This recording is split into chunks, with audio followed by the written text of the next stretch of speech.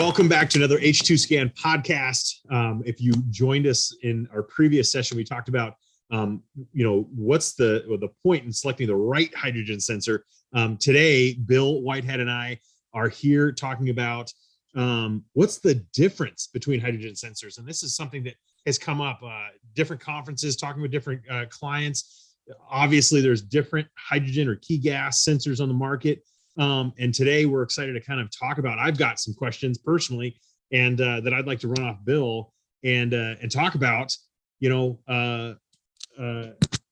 essentially what's the difference? What's the difference between these different hydrogen technologies, hydrogen sensing technologies, and why one might be better than the other? So Bill, I'm okay jumping right in if you are. Yeah, no, absolutely. All right, man. So I'm going to come out with the kind of the general statement is there difference technologies out there? What are the different technologies out there? What are the differences? Absolutely. There's definitely differences. Over the years, I guess the technologies and things that were developed 20, 30 years ago are still being used today, and they work well.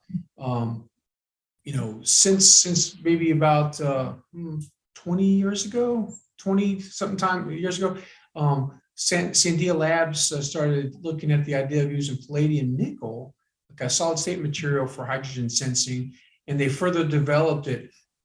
And once they developed that, H2scan saw the benefit potential in this, and they actually licensed that technology and actually improved on it over the last 15 years in regard to what we call multi-temp auto calibration. So the other two older technologies, it still works, but this is the newest technologies using palladium nickel.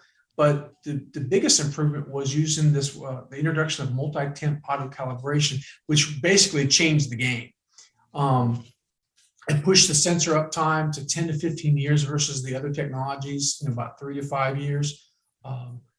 Also, this is kind of interesting. The palladium nickel sensor basically has an indefinite life expectancy if it's run under normal operating conditions. Under those same normal operating conditions, the traditional, I'll call it, sensor technologies will degrade over time. And so one of the problems that was solved was degradation over a 10 to 15 year life cycle. So palladium nickel solved that. And equally, both technologies, whether it be the older technology or the newer technology, the electronics is still like the weak link, and it lasts for, it's designed for 10 years, but maybe 10 to 12 to 15 years. Okay. The overall system life expectancy. Got it. And I'm going to try to piece this together. So the last episode that you and I did, we talked about how some of these cheaper or inexpensive or different hydrogen sensor technologies, after even 2 years, you can start having some calibration issues where there's drift, where there's incorrect data readings. Is that accurate? I'm not lying, right? That's what we talked about, right? Yeah. We say, sometimes in 2 years for sure, in specific climates, but we say in general 3 to 5 years. Okay. So degradation. 2, 3, 5 years, somewhere in there, you start seeing a lot of degradation of some of these other technologies.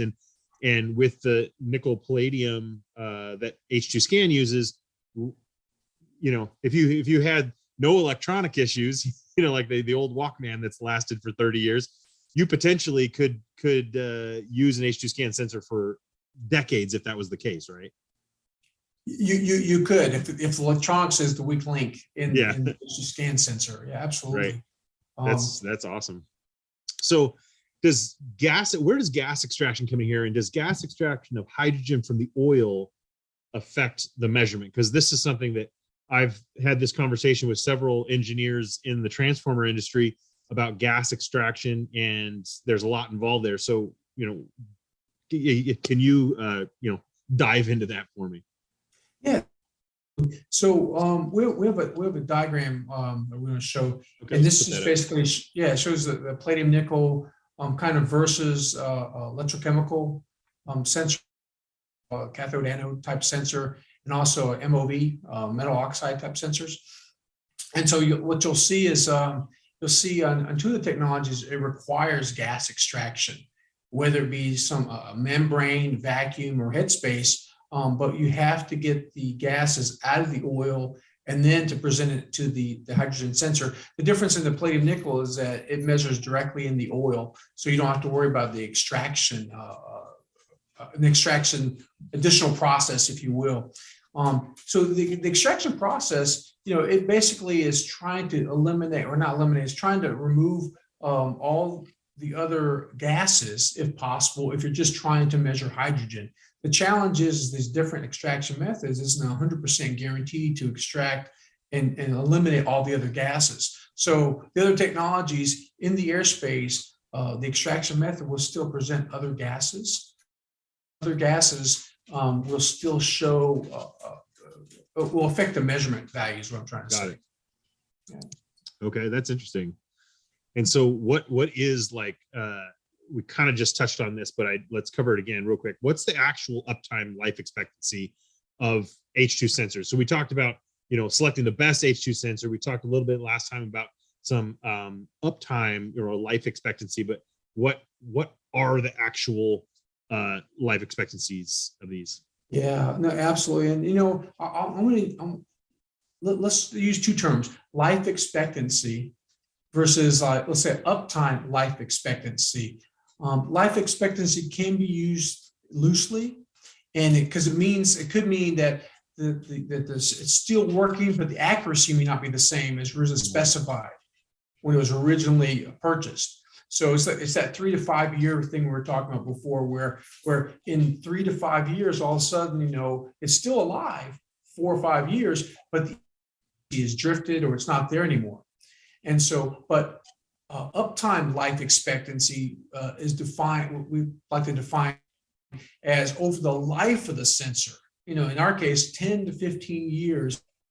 Over that life expectancy, you're still accurate to the original specification on our data sheet. Totally. That's awesome. And I'm glad you kind of separated those, because when I was originally thinking, you're right. I think my brain was going to like, does it turn on? Does this thing turn on? And you're right. Like with some of these other technologies, yeah, it's still on, but is it accurate? Is the uptime accuracy still there? And probably for a whole nother conversation, we could talk about, accuracy and uptime, and we kind of have in some of the other episodes, but that's awesome. Yeah. Now, what about these other, you just like the previous question I asked, you talked about other gases in this gas extraction process, these other gases that are there. Can other gases affect hydrogen sensor measurements with both, like, I'm going to ask this both from a gas extraction method and an in-oil method, like the H2scan sensor, but can other gases affect the reading? The answer is yes. And, a lot of the extraction methods are still good. I'm not going to say that the extraction methods are bad, because they're not. But based on the gas extraction, it's just another component in the process of these online monitoring systems. And as long as the gas extraction doesn't have any issues or problems, things will be okay. But, inevitably, you're going to still get the other gases that come through that process, that method of extraction. And so because of that, what happens is some other sensors are more cross-sensitive to all gases, right? And so the beauty of the H2scan sensor is it's almost fine-tuned into hydrogen only. And so what happens is you can have other gases exposed to it because we're directly in oil, and it just doesn't affect the reading. And so, that's awesome. That's cool. Now, in the other way, the gas extraction way, where there's different gases present, in your experience, does that usually increase the hydrogen reading or decrease the hydrogen reading, or is there a it could increase. It can increase because maybe the presence of carbon monoxide, ethylene, acetylene, electrochemical sensor, it's still going to react, right? It's like a little generator. And so with the other gases, it will still produce energy. So it could show higher values than that's actually really there. It's not there, I should say. Like a false positive, like a a false, even higher positive. Right. Yeah, that's a good point because you want to try to eliminate your false your false negatives, right? You don't want those. Yeah. False positives. Yeah, you want to eliminate those as well, but the false negatives, you don't want to have somebody keep running out to your transformer because it thinks it's having an issue. Right. Which again, back to our it was one of us said it last episode about not having to monitor your monitor, right? Like you're actually spending your time servicing your transformer, not your monitor. That's makes perfect sense. And then obviously we talked about like in the uptime life expectancy, you've got possibly ultra low reading when there really is hydrogen present because of these other sensors kind of degrading over time. So it makes sense. There's a lot of things into the equation that are going there. You've got other gases. You've got readings taken in headspace or in gas extraction methods. And what about the ambient air in this sort of scenario? Yeah, well, some sensors, some technologies, what we like is the fact that we measure hydrogen in oil. And so by doing that, in the process of measuring hydrogen, you're just directly in the oil, transfer oil. Yeah. There's other sensor technologies out there that basically, again, requires gas extraction. And some of the systems out there need the ambient air from outside to move the gases inside their system from compartment to compartment. And so if you just happen to be in the wrong environment or the wrong situation, what happens is as you're pulling outside ambient air through your system as a vehicle to transport the gases that you just extracted across a hydrogen sensor, if the ambient air is contaminated, you're going to see spiking. It's just going to happen. Okay. And so some examples of that would be maybe like a diesel truck parked closer to your substation. Just simply the fumes are getting out there, or you're in a chemical industrial environment and it's just there's just stuff in the air. You can also have like some type of vapors from maybe just freshly painted the transformer, or there's some other type of vapors around that will affect that hydrogen value reading. Interesting. Okay. And we've talked about like the H2scan sensor being in oil, but that's just specifically talking about like the transformer market, right? Right. Where it's in oil. I'm sure there's obviously other industries where H2scan sensors are used where ambient air, even from an H2scan perspective, could come into play, Well, it's kind of interesting. Even in ambient air, I think our H2scan sensor will be still less sensitive. Oh, because of the nickel palladium. And because of the special coating that we put around it. So basically, we would probably perform better in that application in the airspace. I need to talk to our engineering team about that. That might be an interesting solution for some of these other folks. Yeah. That is cool. That is really neat. We've talked in the past about, and even in this episode about uptime and accuracy uptime and life expectancy. Is there any sort of like accelerated aging test that we could be put side by side, like, and we've kind of touched on this in the past, but I want to touch on it again. Like, yeah, if we had the same test, the same sensor run on the same test as our sensor and another sensor, like how when you're buying almost anything nowadays, you see like the different models and you see on the same chart, the same, like, is there some sort of accelerated aging test that we can do? Yeah, I wish there was, Jeremy. I mean, there's not one today. I mean, lots of people have thought through the process. We have one research scientist that doesn't work for H2scan, who's very interested in studying this, and we're hoping that he can figure this out. But there's not one today. The only test there really is the actual really test of time. Yeah. And what's happened, which is really good for us, and I think we're validated in our thought process, is that, the customers that signed up with us that started using our sensors back in 2012, 2013 are still using our sensors today. And they come back to us and just say, yeah, you know what, you're the least problematic thing in our entire system is your sensor. And so, that's 2012, 2013. I mean, we're 2021, coming up on 2022. So we're 10 years, almost 10 years in, and the proof is right there. And it's interesting because the guys that we work with say, you know what, once we got to the year 5, 6, 7, we were already kind of convinced logically. Now we're convinced because of reality, right? Yeah, the proof is in the pudding. Like it's too bad that it's a decade plus long process. test. Right. Right. Yeah. Crazy. So I'll wrap it up here, but I do have one more question. Is why does it matter which hydrogen sensing technology is used? Like, why does it matter? If you have and we've talked to someone about this too, but like warranty periods, like if you have a 5, 7, 10-year warranty on something, then why does it matter which technology to use? That's a great question. We showed a slide last time, and maybe we'll poke it up here again. I'll put it up. It's about uptime, right? And so if you have, like today, traditionally, large power transformers, when the utility purchases them, they get a 5-year warranty.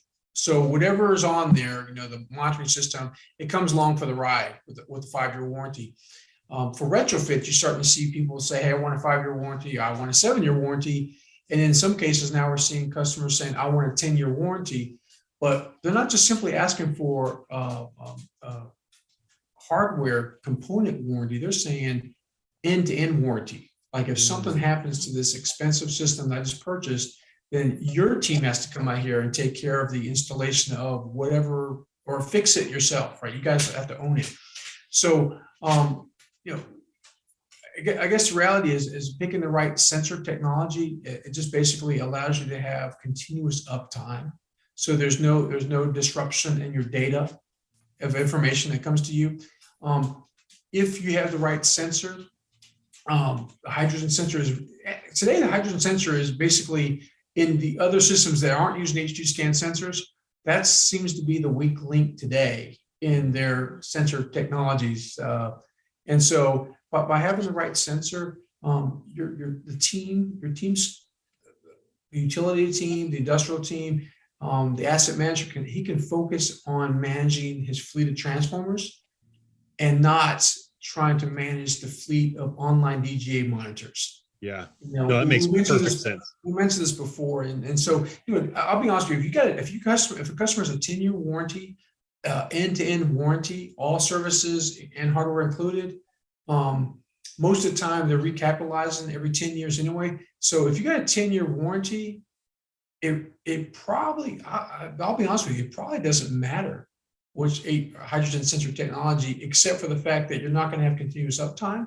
Right. Well, that kind of reminds me of something I went through a few years ago, having tons of trouble with a vehicle. I won't name what brand it was because doesn't matter. But I was having tons of trouble with a vehicle that was still under warranty, and even though the dealership fixed my vehicle for free, gave me a rental car for free, it was still a total pain in my butt to have to, in more than one case, have it towed to the dealership, go take an Uber to the rental car place, get a rental car, it was just like, even though, yes, it was under warranty and yes, they handled everything, it was still a total pain in my butt to have that discontinue of service, like I didn't have, having to just, and so that's kind of the same thing. Like, even though a company might offer a 10-year warranty, if they're having to go down or have drift or have inaccurate readings and then replace a sensor or